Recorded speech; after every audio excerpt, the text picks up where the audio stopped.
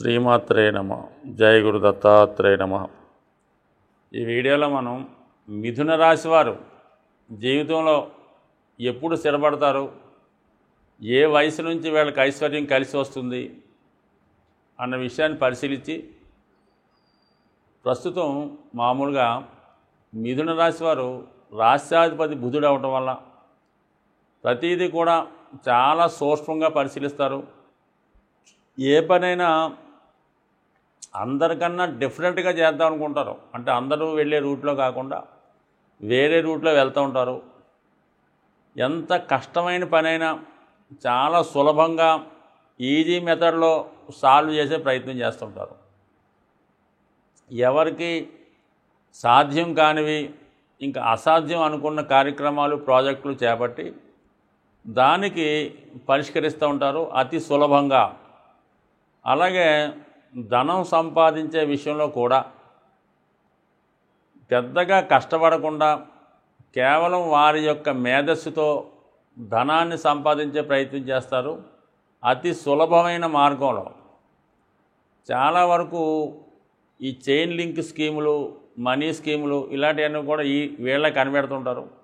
సరే, కొంతమంది దాంట్లో సక్సెస్ అవుతుంటారు, కానీ ఏదైనా ఈజీ మనీ సంపాదించాలనే ప్రయత్నం చేస్తూ ఉంటారు.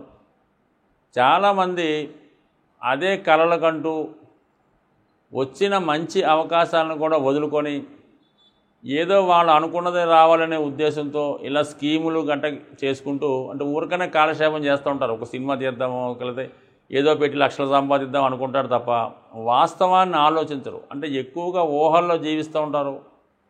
ఇతరులకు మంచి సలహాలు ఇస్తుంటారు. ఇతరుల యొక్క, అంటే స్నేహితులు అవ్వచ్చు, వారి బంధువులు అవ్వచ్చు, వేరే అవ్వచ్చు, వారికి మంచి అభివృద్ధికరంగా చెప్తూ మంచి సలహాలు ఇస్తూ వారు జీవితంలో అభివృద్ధి చెందే విధంగా సహాయపడుతుంటారు తప్ప వీరిగా కొన్ని రిస్ట్రిక్షన్ పెట్టుకొని కొంతమంది ఇలా కాలక్షేపం చేయడం జరుగుతుంటుంది. అది కొంతమంది విషయంలో. చాలామంది తొందరగానే మనీ సంపాదించే ప్రయత్నం చేస్తుంటారు. సో ఇక్కడ ఈ రాశి వారికి ఏమైందంటే, ఈ లగ్నంలో కానీ ఈ రాశిలో వారికి జన్మించిన వారికి ఇందులో ఉన్నటువంటి నక్షత్రాలు పునర్వసు, అలాగే ఆరుద్ర, మృగశిర 1-2 పాదాలు. అందువల్ల ఏంటంటే ఎక్కువగా ఇది ఆరుద్ర మధ్య నక్షత్రం కాబట్టి, అలాగే పునర్వసు కూడా కాబట్టి ఆరుద్ర వాళ్ళకి ఏంటంటే రాహుదశలో ప్రారంభమవుతుంది జీవితం. దాని తర్వాత గురువు వచ్చి, దాని తర్వాత శనిమా దశ. అలాగే పునర్వసులో జన్మించిన వారికి ఇంచుమించుగా ఓ 14 సంవత్సరాలు 13 సంవత్సరాలు అవగానే శనిమా దశ వస్తుంటుంది. ఆ కారణం వల్ల ఎక్కువగా ఈ విద్యార్థి దశలోనూ ఉద్యోగం చేసే దశలోనూ శని మహాదశ రావడం వల్ల చాలా స్ట్రగుల్ పడిన తర్వాత మాత్రమే జీవితంలో లైఫ్లో సెటిల్ అవుతుంటారు. బిగినింగ్ ఆఫ్ ది లైఫ్లో ధనం సంపాదించినప్పటికీ కూడా దాన్ని పెద్దగా దాచుకోలేకపోతుంటారు. ఏదో వచ్చింది అలా ఖర్చు అయిపోవడం జరుగుతుంటుంది తప్ప పెద్దగా సేవింగ్ ఉండదు. ఏ రెస్పాన్సిబిలిటీ లేకుండానే సరే ధనాన్ని అలా వెచ్చిస్తూ ఉంటారు. చాలామంది ఈ మిథున రాశి, మిథున లగ్న జాతకులు చిన్న వయసులోనే కుటుంబ బాధ్యతలు స్వీకరిస్తుంటారు. తల్లిదండ్రులు లేదా చిన్న ఉద్యోగాలు చేసినా, మామూలుగా ఉన్నా కూడా వీళ్ళగా కొన్ని సందర్భాల్లో కుటుంబ బాధ్యతలు స్వీకరించి ఏదో చెల్లెలికి పెళ్లి చేయాలి అంటే చెల్లెలికి పెళ్లి చేయడం పడగానే అక్కగారు కూడా పెళ్లి చేస్తుంటారు. కొంతమంది ఏంటంటే ఏదో వాళ్ళకున్న స్థాయిలో ఏ లోన్లో అప్పులో ఇప్పులో తెచ్చి స్థాయికి మించి అప్పు తెచ్చి కొంత ఇబ్బంది పడుతుంటారు. ఈ అప్పు ప్రభావం వల్ల వాళ్ళ యొక్క క్యారియర్ కూడా నాశనం చేసుకున్న వాళ్ళు అనేక మంది నాకు ఈ మిథున రాశి, మిథున లగ్న జాతకులకి నేను చూడటం జరిగింది. అంటే వీళ్ళ తనకు మించిన బాధ్యతలు చేపడుతుంటారు. అంటే చేయడం తప్పని నేను చెప్పడం, బట్ కానీ వయసుకు మించిన బాధ్యతలు, రుణాలు చేయడం, ఊరకనే ఏదో ఇంట్లో అవసరం వస్తే దానికి రుణం చేస్తూ ఉంటారు. సో ఈ విధంగా అనవసరంగా ఈ ఫైనాన్స్ ఇన్వాల్వ్మెంట్లో ఇరుక్కుపోయి చాలా వరకు ప్రారంభ జీవితాన్ని నాశనం చేసుకుంటూ ఉంటారు. ఇక వీళ్ళ కుటుంబమే వీళ్ళ పెద్ద బడ్డీని అవుతూ ఉంటుంది. ఏం చేద్దామన్నా కూడా కుటుంబ సపోర్ట్ ఉండదు. సరే, వీళ్ళ కుటుంబాన్ని అంటిపెట్టుకుంటూ వీళ్ళ పైకి రారు, ఆ కుటుంబాన్ని పైకి తీసుకురాలేకపోతుంటారు. అంటే కుటుంబ అవసరాలకి, కుటుంబ బాధ్యతలకి, కుటుంబంలో ఉన్న సమస్యలకి వీళ్ళు బలై వీళ్ళ ముందుకు వెళ్ళలేకపోతుంటారు. అంటే బికాజ్ కారణం ఏంటంటే రాశి చక్రంలో సహజ కుటుంబ స్థానం వృషభ రాశి, అది మిథున రాశికి 12వ స్థానం అవటం వల్ల కుటుంబ బాధ్యతలు ఎక్కువగా ఉంటాయి.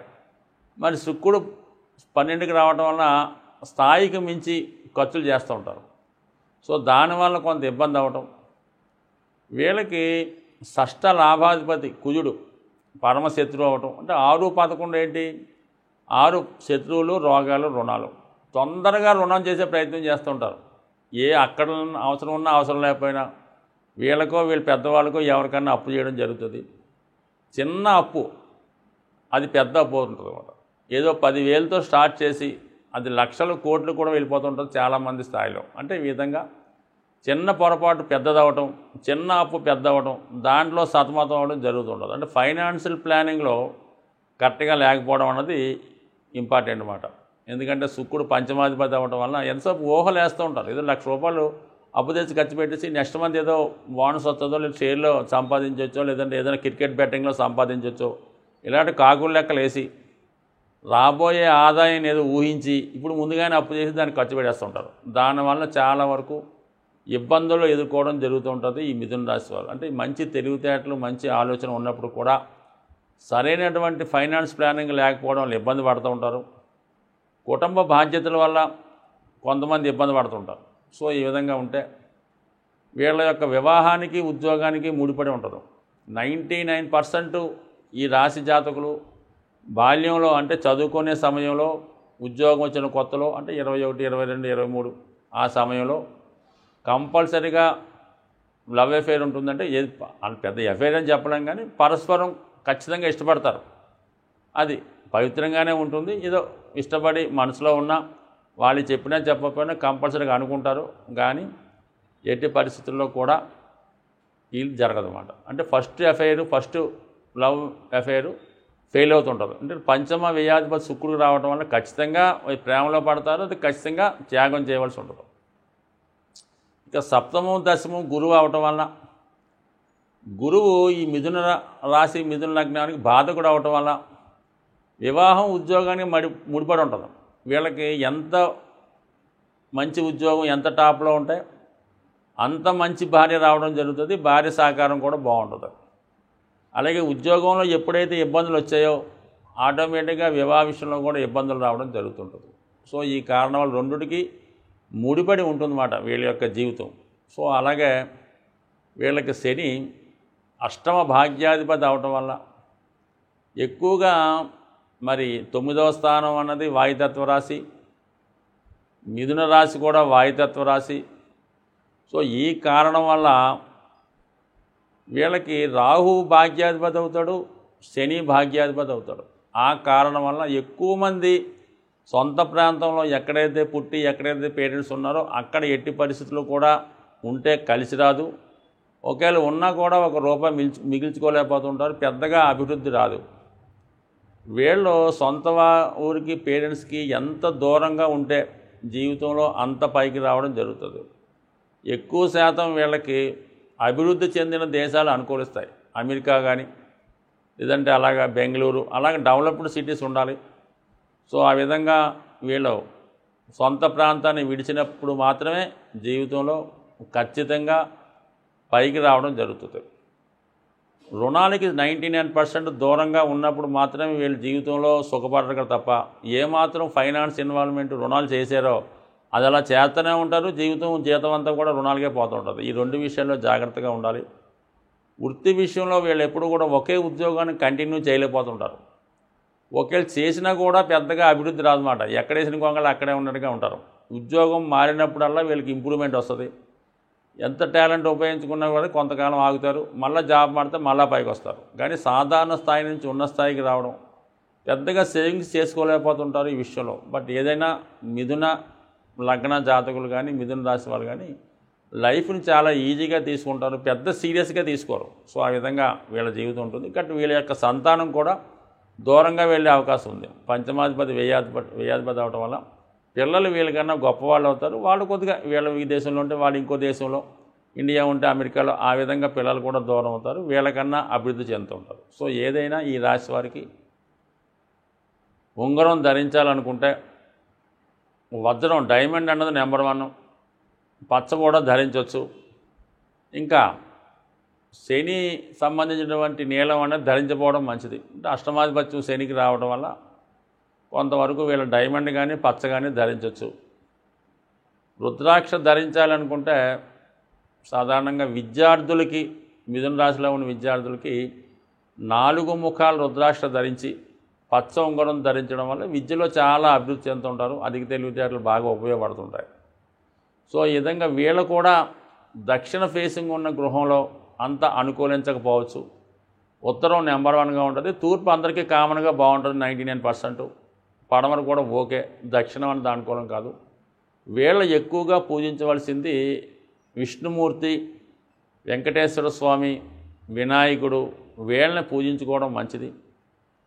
సో అలాగే ఎక్కువగా వీళ్ళు విష్ణుమూర్తి ఆలయంలో తులసిమాల కానీ విఘ్నేశ్వరుడికి గరికతో కానీ అర్చించడం మంచిది. అలాగే పక్షులకి ఆహారం వేయడం, వీలైతే జాంపళ్ళు లాంటి చిలకలకు పెట్టడం, ఇవన్నీ కూడా ఈ రాశి వారికి చాలా అనుకూలించినవి.